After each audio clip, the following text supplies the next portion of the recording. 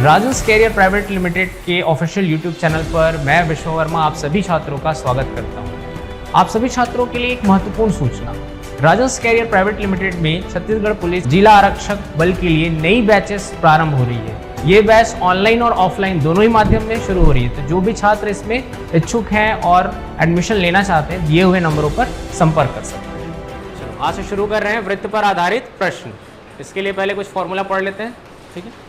ये हुआ वृत्त, ये वृत्त का केंद्र और ये वृत्त की त्रिज्या को r से डिनोट करें, तो ये बन जाएगा पूरा यहाँ से यहाँ तक व्यास d। तो फॉर्मूला आ रहा है इसका, पहला फॉर्मूला परिधि, ठीक है। कुछ क्वेश्चन में इसको परिमाप भी बोला है, तो एक ही वर्ड है दोनों, परिधि और परिमाप। ये होता है 2 पाई r। दूसरा इसका क्षेत्रफल, क्षेत्रफल है पाई r स्क्वायर, ठीक है। दो फॉर्मूला है इसका। अच्छा, पाई का मान क्या रखेंगे, 22/7 के बराबर होता है लगभग, ठीक है। इसी में पढ़ते हैं अर्धवृत्त। अर्धवृत्त को कहते हैं सेमी सर्कल। ये बनेगा अर्धवृत्त ऐसा, ठीक है। ये हो जाएगा इसकी त्रिज्या, यहाँ भी त्रिज्या है तो यहाँ भी त्रिज्या है, यहाँ भी त्रिज्या है, ठीक है। ये भी आर है, ये भी आर है और यहाँ से यहाँ तक ये भी आर है। तो पहला इसका फॉर्मूला बनेगा परिधि का।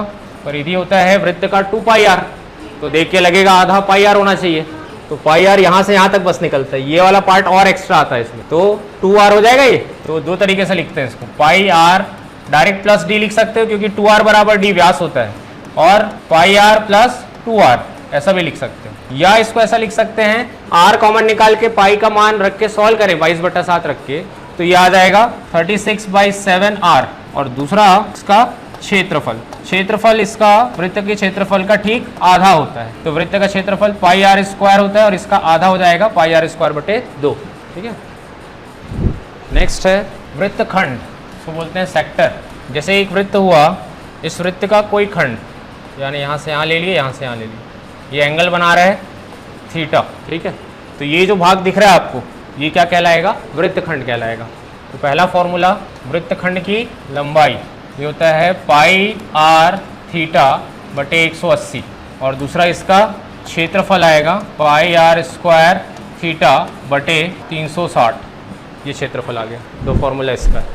चलो क्वेश्चन देख रहे हैं। पहला क्वेश्चन है, यदि किसी वृत्त का व्यास 16 मीटर है तो वृत्त का क्षेत्रफल कितना होगा। वृत्त का व्यास 16 दिया है, त्रिज्या क्या होती है वृत्त की, व्यास की ठीक आधी होती है, तो त्रिज्या r आ जाएगा इसका 8, और क्षेत्रफल एरिया का फॉर्मूला होता है पाई r स्क्वायर। r के जगह रख देंगे 8, 8 का स्क्वायर 64 पाई, मीटर स्क्वायर में आएगा ये, ठीक है। ऑप्शन सी आंसर हो जाएगा। यदि किसी वृत्त का क्षेत्रफल 154 सेंटीमीटर स्क्वायर है तो वृत्त की परिधि होगी। वृत्त का क्षेत्रफल दिया है, ठीक, और पूछा है परिधि। परिधि का फॉर्मूला होता है 2 पाई r। r का मान चाहिए हमको, और r निकल जाएगा क्षेत्रफल से। क्षेत्रफल का फॉर्मूला होता है क्या, पाई r स्क्वायर, पाई का मान रख देंगे 22/7 इंटू r स्क्वायर बराबर 154। कटेगा ये, 22 से सीधा कट जाएगा 7 बार में, ठीक। r स्क्वायर आ जाएगा 7 गुणा 7 49, r का मान आएगा 7, r का मान आया 7। वृत्त की परिधि पूछा है, परिधि का फॉर्मूला होता है सर्कमफेरेंस 2 पाई r, पाई 22/7, r आया है 7, 7 से 7 कट जाएगा, 22 गुणा 2 आएगा 44 सेंटीमीटर। ऑप्शन बी आंसर हो जाएगा। यदि एक वृत्त की परिधि और क्षेत्रफल के आंकिक मान बराबर हैं तो वृत्त की त्रिज्या ज्ञात कीजिए। परिधि और क्षेत्रफल का आंकिक मान बराबर है, यानी दोनों के फॉर्मूले को कंपेयर कर लेंगे। परिधि का फॉर्मूला होता है 2 पाई r और क्षेत्रफल का फॉर्मूला होता है पाई r स्क्वायर। ये आपस में बराबर है, आंकिक रूप से बराबर है। यूनिट तो बराबर हो ही नहीं सकता, ये जो भी यूनिट रहता है उसके स्क्वायर में आता है, तो आंकिक रूप से बराबर है, केवल फॉर्मूले को बराबर करना है। कुछ कटेगा यहाँ, पाई से पाई कट जाएगा और एक r कट जाएगा, r का मान आ रहा है 2। यही पूछा है वृत्त की त्रिज्या, तो 2 इकाई होगी, ऑप्शन बी आंसर हो जाएगा। उस वृत्त के व्यास की माप ज्ञात कीजिए जिसकी परिधि 8.8 सेंटीमीटर है। परिधि दिया है, यानी किसका मान दिया है 2 पाई r का, 2 गुणा पाई का मान 22/7 गुणा r बराबर 8.8, ठीक। और निकालना हमको क्या है, व्यास। व्यास मतलब क्या होता है, त्रिज्या का 2 गुना, तो 2r निकालना है, इस 2 को मत काटना, 2r निकालना है डायरेक्ट। 22 से कट जाएगा, 4 बार में जाता है, लेकिन पॉइंट लगा है एक स्थान के बाद में, तो हम भी लगा देंगे, 0.4 हो जाएगा। तो 2r का मान क्या आएगा, यहाँ से 7 का गुणा 4 के साथ 28 आएगा, ये 2.8 हो जाएगा। यही 2r क्या है, d है ना, यही तो व्यास है, तो 2.8 आ रहा है, ऑप्शन सी आंसर हो जाएगा। समझ आया। उस वृत्ताकार पथ का क्षेत्रफल ज्ञात कीजिए जो 440 मीटर परिधि वाले वृत्त के चारों ओर बनाया गया है और जिसकी चौड़ाई 7 मीटर है। एक वृत्त है, ठीक।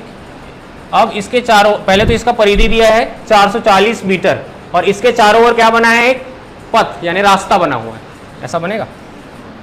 और इसका चौड़ाई पता है 7, ठीक।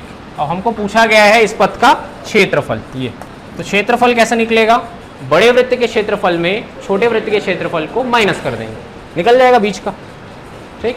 तो उसके लिए दोनों की त्रिज्या पता होनी चाहिए, तो त्रिज्या तो अभी पता नहीं, निकालना पड़ेगा पहले त्रिज्या। कैसे निकालोगे त्रिज्या, अगर इसका अंदर का क्या दिया है, परिधि जो कि दिया है 440, तो उससे निकल जाएगा आर का मान, तो 2 पाई आर से कंपेयर कर लेंगे। 2 इंटू पाई का मान 22/7 गुणा आर बराबर 440। 22 दूनी 44 होता है, कट जाएगा यानी 10 बार में जा रहा है। आर का मान आ रहा है 70, यह आया 70, यहाँ से यहाँ तक 70 है ये, ठीक। और पूरा कितना हो जाएगा, यहाँ से यहाँ तक 7 है ना, ये सभी तरफ 7 होगा, तो 70 ये प्लस 7 और 77 आ गया, ये समझ आया। अब बड़े वृत्त के क्षेत्रफल में छोटे वृत्त के क्षेत्रफल को माइनस करना है, तो यह आ जाएगा पाई आर स्क्वायर, आर की जगह आएगा पहले 77 का स्क्वायर माइनस पाई फिर 70 का स्क्वायर, क्या कॉमन निकलेगा, पाई, क्या आ जाएगा यहाँ से 77 का स्क्वायर माइनस 70 का स्क्वायर। सॉल्व करना है इसको, तो पाई का मान तो रखना पड़ेगा क्योंकि ऑप्शन में पाई नहीं है, ये रख दिए 22/7।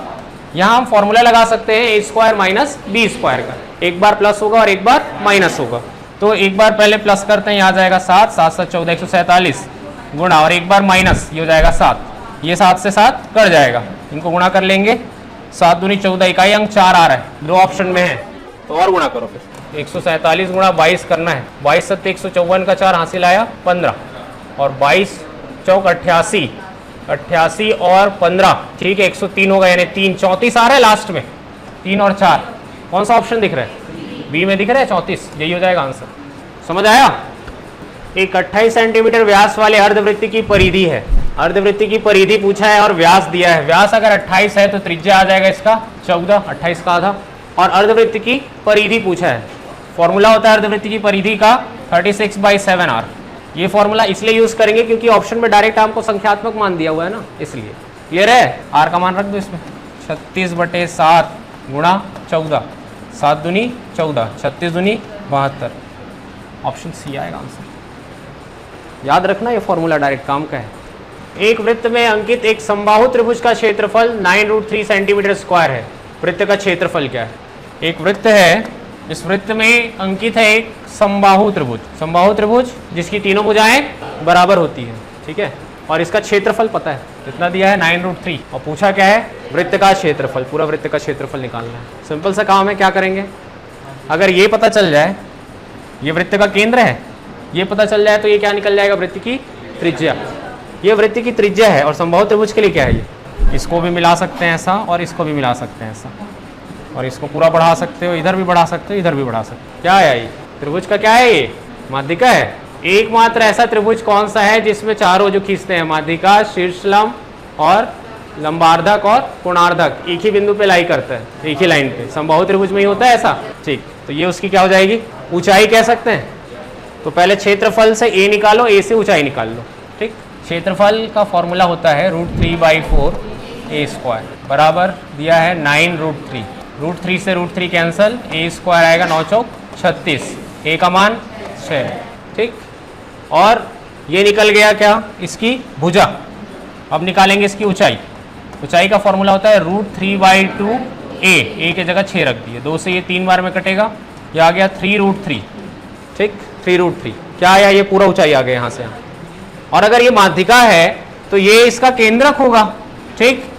किस अनुपात में विभाजित करता है ये, 2:1 के अनुपात में, यानी टोटल लंबाई कितना है यूनिट में, 3 यूनिट है, 3 यूनिट का मान कितना दिया है 3√3, तो ये 3 से 3 कैंसल, 1 यूनिट का मान आ जाएगा √3। हमको निकालना कितने यूनिट का मान है, ये वाला पार्ट चाहिए या ये 2 यूनिट है ये, तो 2 यूनिट का मान आ जाएगा 2√3। ये त्रिज्या निकल गया, वृत्त के लिए त्रिज्या निकल गया है। और क्षेत्रफल निकालना है तो पाई आर स्क्वायर लगाएंगे, और ऑप्शन में पाई दिया है तो पाई का मान नहीं रखना है, डायरेक्ट इसका स्क्वायर करके पाई लगा दो, 2 का स्क्वायर 4 और √3 का स्क्वायर 3, 4 गुणा 3 12 पाई, ऑप्शन डी होगा इसका आंसर। एक अर्धवृत्तीय क्षेत्र का व्यास 14 मीटर है, तो उस क्षेत्र का परिमाप क्या होगा।